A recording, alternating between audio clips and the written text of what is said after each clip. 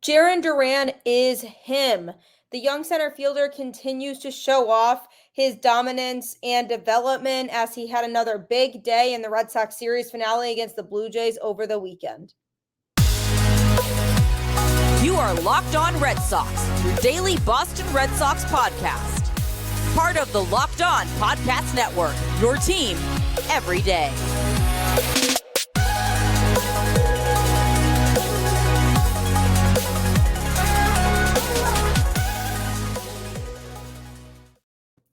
Hello and welcome to Locked On Red Sox, your daily podcast on all things Boston Red Sox. I'm your host, Gabby, former ESPN social media associate and current host of the Boston Balling podcast, here to bring you Boston Red Sox content Monday through Friday straight to your feed wherever you listen to podcasts. Thanks for tuning in to another episode. I am here to bring you a big one today, a fun one. We're going to be discussing a young player on the team, Jarren Duran, who continues to show improvement as he had a huge day in the Red Sox series finale against the Blue Jays. I'm also going to be reacting to the unfortunate news that Garrett Whitlock received on Sunday and what it means for the Red Sox rotation moving forward. And finally, the All-Star team was officially released. The American League and National League rosters were sent out. Kenley Jansen was selected. I'm going to be reacting to that All-Star selection. Thanks for tuning in to Locked On Red Sox, Monday through Friday, every day, straight to your favorite podcast feed. Jarren Duran has been an absolute stud for the Red Sox. This kid continues to grow and develop and continues to show off his skills in the best situations, whether that's offensively, defensively, or on the base paths with his speed, being able to steal bases. So he's a very diverse outfielder for the Red Sox. He was really highly anticipated before coming up to the team, and now he's really showing that he deserves to be here and deserves a permanent starting spot on the team. Cora should be playing him more than he is. I'm really not sure as to why he's been resting him as much as he has, but he definitely should be getting more reps in. Sunday's game, the Red Sox wrapped up a series sweep of the Blue Jays for the second time this season. They are currently undefeated with a record of 7-0 against Toronto this season, which is very, very impressive after how they played against the Blue Jays last year. So they're figuring out a way to beat Toronto, and they may struggle against some teams, but definitely not the Blue Jays. Jarren Duran had a huge game on Sunday, going 5 for 5 with 4 doubles and an infield single. Made things happen, was scoring on the base paths. He scored 3 runs in the game too. Looked very, very confident in Sunday's game and really throughout the series as a whole. This season, I've seen tremendous growth from him defensively. He's looking more comfortable. He has a much different plate approach that really seems to be working for him. And it feels like he's more confident in his game now, and he's earning more and more playing time that he rightfully should be getting from Alex Cora. He's hitting .305 right now, .356 on base percentage and .479 slugging. It's impressive stuff. He has 25 doubles on the season and 15 stolen bases and 16 attempts. He's basically impossible to throw out. And his defense has been very, very solid in center field too. He's made some nice plays out there, and he's been showing a lot of improvement. Playing center field at Fenway is not easy. And after losing Jackie Bradley Jr., the defensive side of his glove was going to be really hard shoes to fill. And Duran is really showing that he could step in and fulfill a role with this team at ease that it is really, really in dire need, because this outfield really, since that dynamic trio, as you will, of Mookie, Benintendi, and JBJ has been very, very questionable. Are we going to have guys who can be reliable in that outfield? Because that was just obviously just a star-studded outfield. That's hard to replace. But if you can bring guys in here who can try to fill those shoes and really stand out in their positions, then you'll be in good shape. And the Red Sox were patient with Duran. I, as a fan, was patient with Duran. He did struggle a bit last season, but you could tell he was really starting to find his groove towards the end. And I really had a conversation with fans on Twitter, and I said, please be patient. Sometimes it does take these young prospects time to really develop and get into the groove of things when they're at the major league level.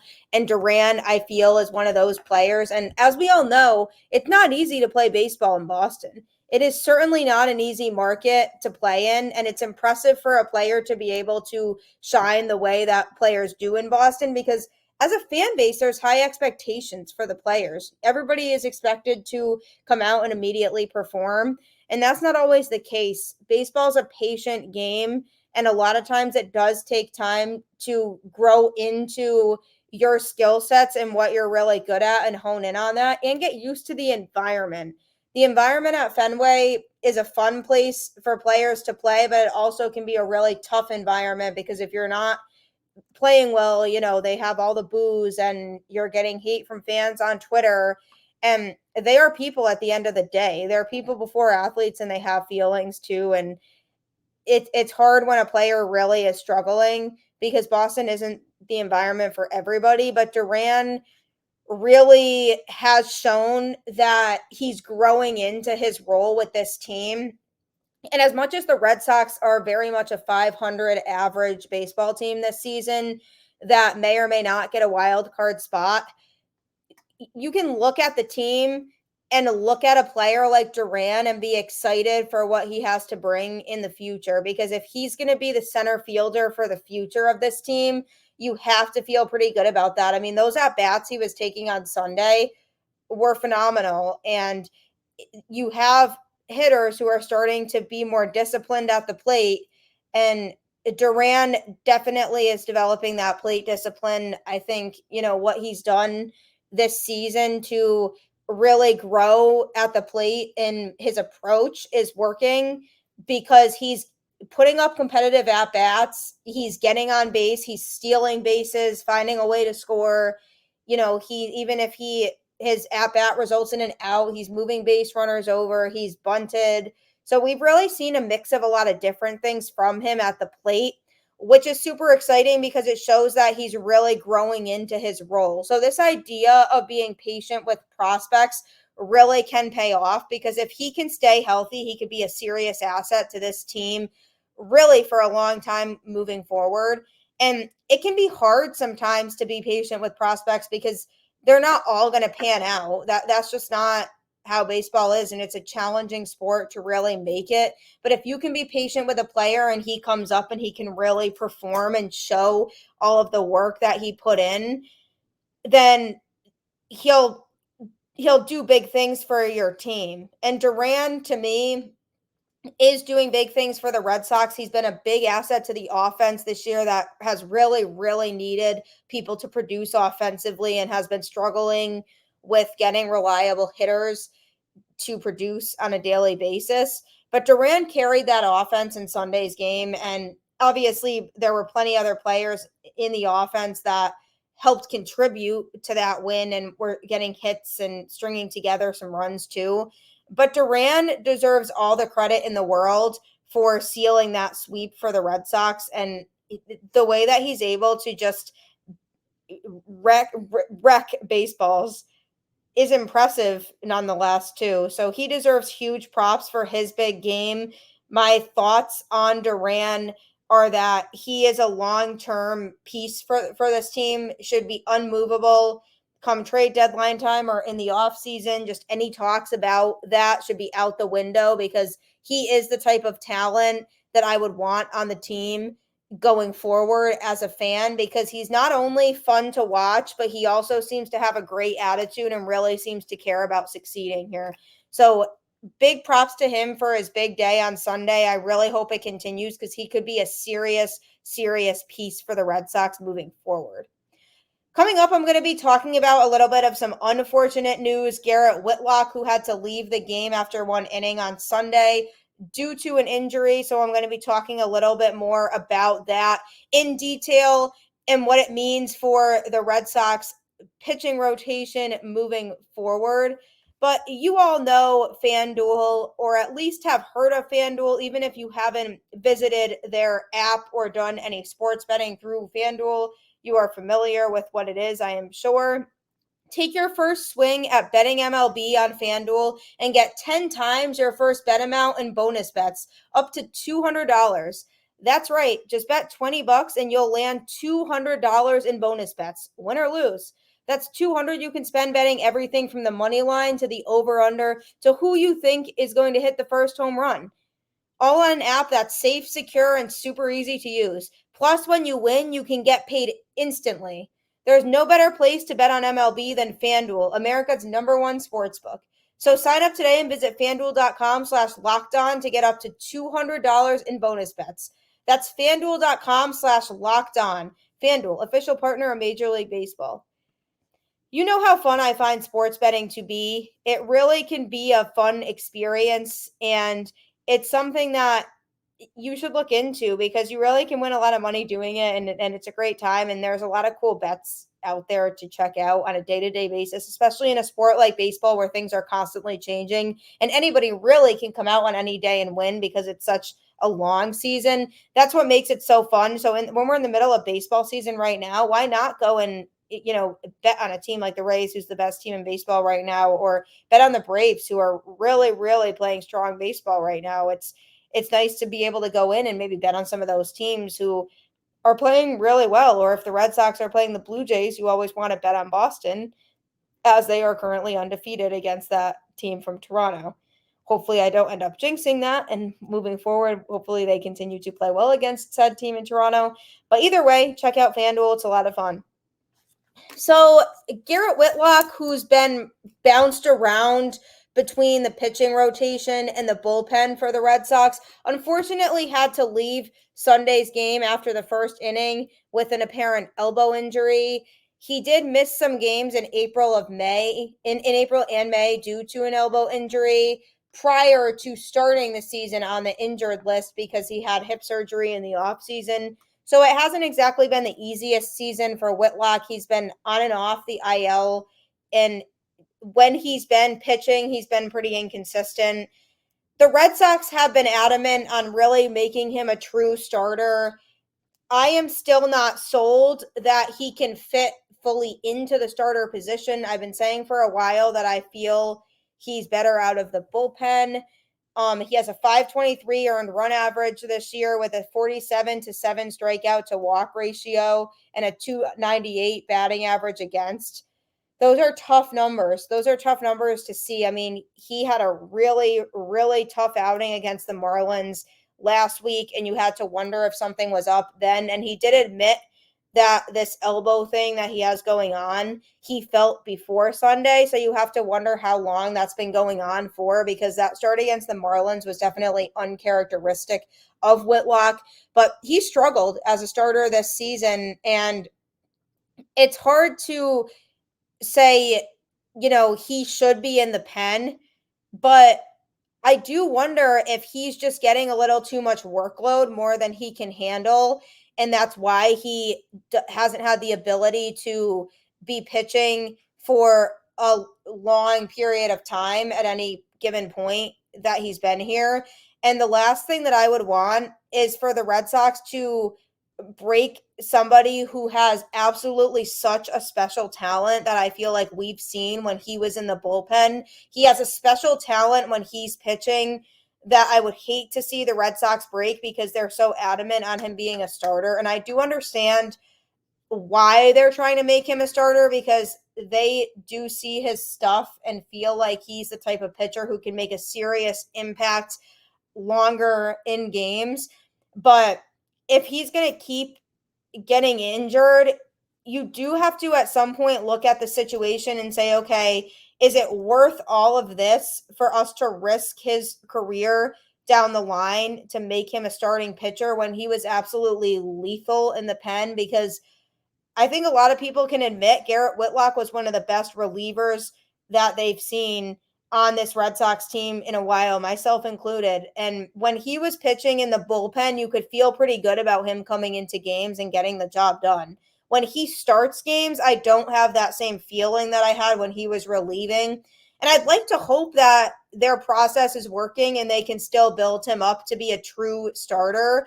But I have not seen anything from him in a starting position where I can feel confident to say yes, this guy can be a true starter in this rotation moving forward. And I think that's really something the Red Sox have to think about because, as if this season wasn't already going poorly enough in terms of injuries and just not being able to play consistent baseball. This to me almost feels like that icing on the cake of, okay, this is just not their season. Even though they're just coming off of a sweep of the Blue Jays, which is fantastic. I hope they continue that momentum against Texas. But if there wasn't enough of a sign that this was not the Red Sox year, I almost feel like this was it, to the point where it's like, all right, yeah, you guys can win some games here and there, but you're still the 2023 Boston Red Sox that are inconsistent and have had tons of injuries. So I feel like this is just that telltale sign that, okay, this might not be the year. So that being said, they need to find a way to fill that void now that he's joining Houck and Sale on the injured list. So Brendan Walter, I'd like to see him get some more time.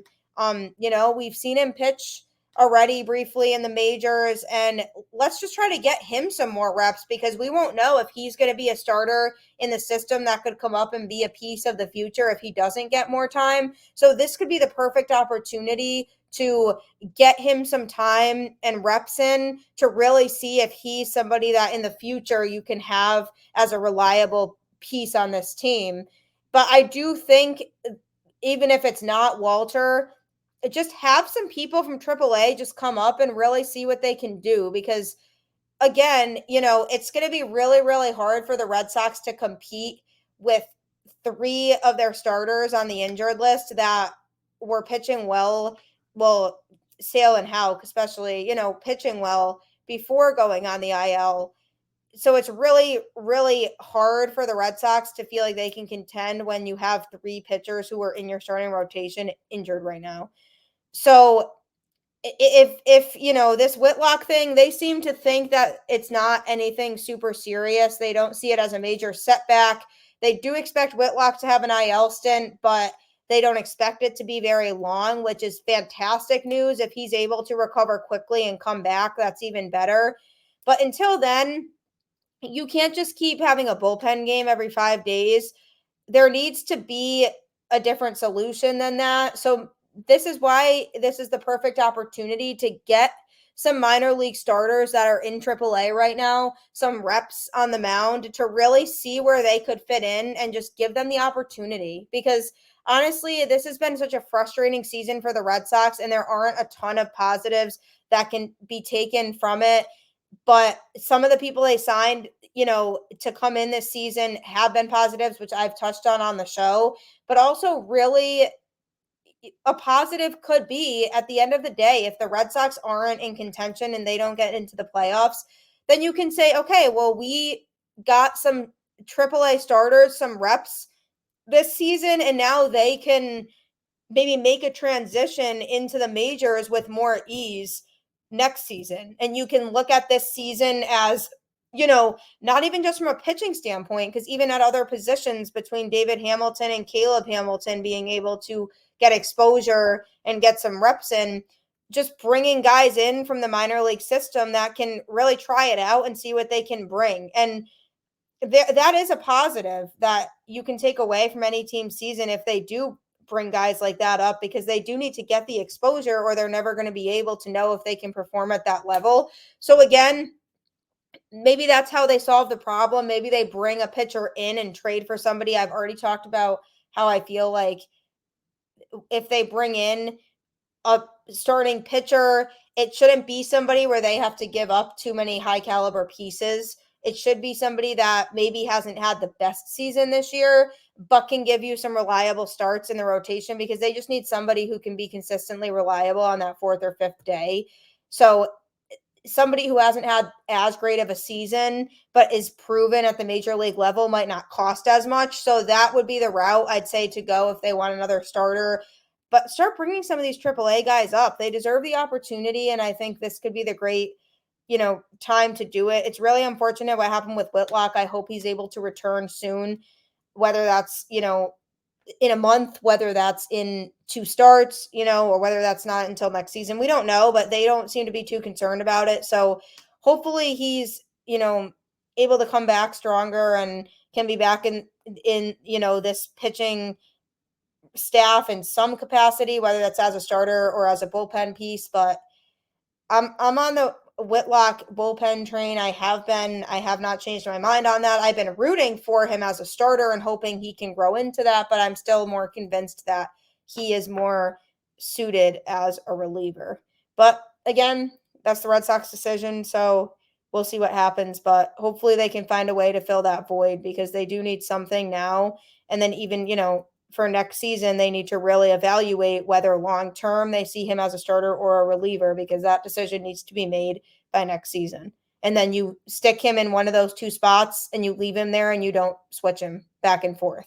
So that's really crucial for the Red Sox to make decisions about that as well. Next, I'm going to be talking about the All-Star game. The teams for the National League and American League have been released, and only one player is represented for the Red Sox. I'm going to react to all of that coming up next. Don't forget to check out Locked On MLB. The draft is right around the corner now. We're days away.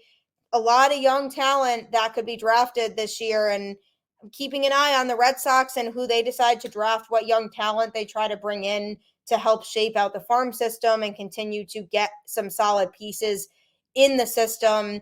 So check out Locked On MLB for all of your draft-related content. They can give you insight and analysis as to players they think could be a good fit in the Red Sox system, who they might draft to other teams in the AL East might draft, which ultimately could end up being very important down the road. So check out Locked On MLB. They have great insight, great content. They can offer you a lot of different just advice on who to look out for, what players to be satisfied and happy about. So any guide you need on the draft, Locked On MLB is your go-to.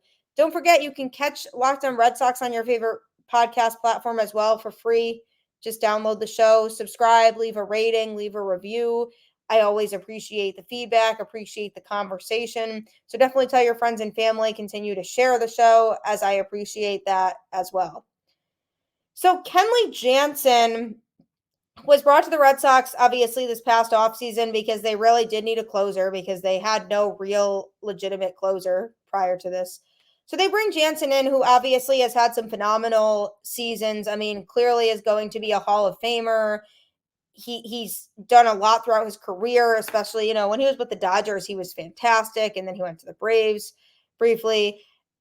And I wasn't expecting Dodgers Kenley Jansen when he came to the Red Sox by any means. I was expecting somebody who could come in and lock it down in close games in the ninth inning, because last season the Red Sox had too many games that were one-run games in the ninth, and they couldn't get the job done because they didn't have a real true closer. So I was happy to get Kenley, and I was like, I don't care if he's, an MVP level closer right now or if he's an absolute stud on the mound. I just need somebody who can go in the ninth inning and be confident and get the job done. And for the most part, he's been getting it done. He's converted 17 of 20 save attempts this season. But he has a 3.45 ERA, which is not terrible, but for Kenley, it's not great either. And for a closer, it's not great either. He has been in a lot of situations this season where he's put runners on base, given up a run, maybe if they're up 2 runs and he comes in to close it, he gives up a run and it gets a little bit scary, or he'll load the bases and then get out of the jam and finish the job, but ultimately ends up pitching a lot of pitches in the game when he's out there in the ninth inning, even if he gets out of it. So he's throwing a lot of pitches and his pitch count ends up being relatively high. So it makes for him not to be able to be available as much as you would like him to be. And it makes it really difficult for him to be available 2 games in a row. And, especially with his age and where he's at with his career, they shouldn't be pushing him too much. But he has a 2-4 record. I mean, yeah, we've seen him blow a few saves. But when I say he does get the job done, I really mean more the majority of the time will close the game out for the Red Sox. And he'll come into the game in a 1-run situation, and the majority of the time he will close out the game as a closer is supposed to do. But for me to sit here and say he should have been the Red Sox choice for the All-Star game, I don't agree with that. I think there were a couple other Red Sox players who were snubbed. I think Verdugo and Bello are two names off the top of my head that could have had an argument for being an all-star this year. I think Kenley is still a good player, and he is a good closer to have on your baseball team because he's a veteran and he's used to pressure situations, and he's done this so many times. I mean, he literally recorded his 400th save this season earlier on, and he became just the 7th player in MLB history to do so. And that's a pretty cool stat. The guy has done a lot throughout his career. He's a really accomplished player, but I wouldn't have picked him for the All-Star game this season because he has not been a huge standout for the Red Sox this year. When I think about the 2023 season, as frustrating as it's been, and I think of players who I feel have really performed well for this team to put them in situations to win games, Kenley is not the first name that comes to my mind, but he's not the last either. I like Kenley Jansen. I'm not here to bash Kenley, nor do I think that he is a bad choice for the All-Star game, but I don't think he would have been my one choice if the Red Sox were to have a choice because he hasn't been overly clean this season. And yes, you can say his job is to close games, which is very, very true. He is a closer. But the way that he's been doing it isn't the sharpest, and he is letting a lot of base runners on in the process when closing out games. And you have other players on the Red Sox who at their respective positions have been performing well. And I mean, I've said his name quite a few times on the show for those of you who are just tuning in for the first time. Thank you for the listen. I appreciate it. Brayan Bello has been an absolute stud for the Red Sox. He is an ace. He's somebody that I can trust every 5 days when he comes in to pitch.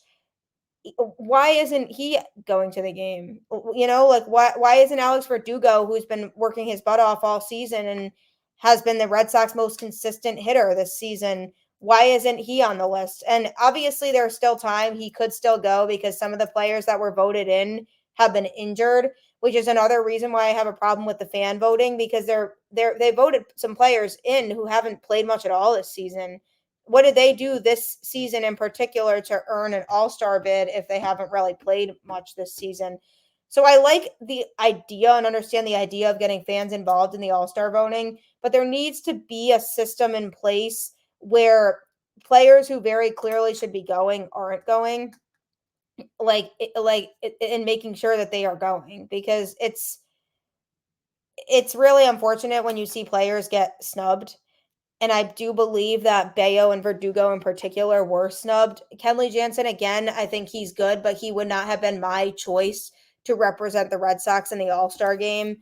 But he's Kenley. He has had a Hall of Fame career. So to not put him in would have been tough to sell because, again, he's one of the best closers in baseball. And for as long as he's playing, he probably will be in there. And just making it clear once again that I am not bashing Kenley by any means. I have a lot of respect for him. I actually liked when the Red Sox brought him in. I thought it was a good signing and it made sense for the team at the time.